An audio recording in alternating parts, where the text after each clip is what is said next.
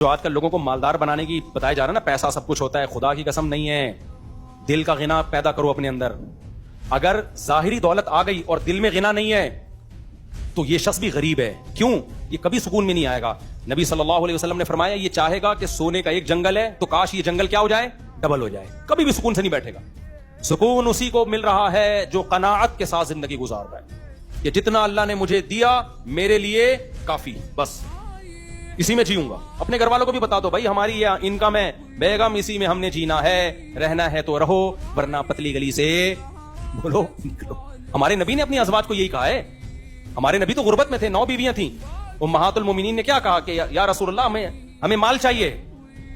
تو نبی نے فرمایا کہ میرے پاس تو مال نہیں ہے، میں تو صبح آتا ہے شام سے پہلے صدقہ، میں تو مال رکھ ہی نہیں سکتا. ہمارے نبی کو اللہ نے کچھ خاص غربت آپ کے لیے، یعنی غربت کا انتخاب کیا تھا نبی صلی اللہ علیہ وسلم کے لیے. اس میں کچھ حکمتیں تھیں،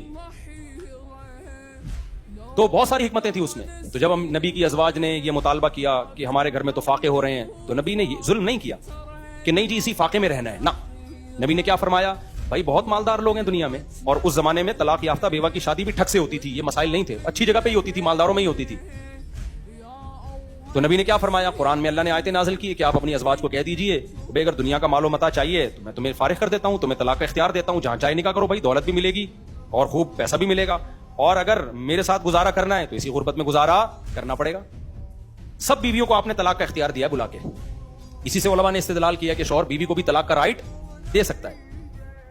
ساری ازواج کو آپ نے، حضرت عائشہ کو بھی اختیار دیا. حضرت عائشہ چونکہ 9 عمر تھیں، ان سے کہا جلد بازی میں فیصلہ نہ کرنا، اپنے گھر میں جا کے پہلے مشورہ کر لو. حضرت عائشہ کو غصہ آ گیا، افیکا اشاور یا رسول اللہ، آپ کے بارے میں گھر میں مشورہ کروں کہ آپ کے ساتھ رہنے کے نہیں رہنا؟ سوال ہی پیدا نہیں ہوتا. بھائی ہم اس غربت پہ راضی ہیں.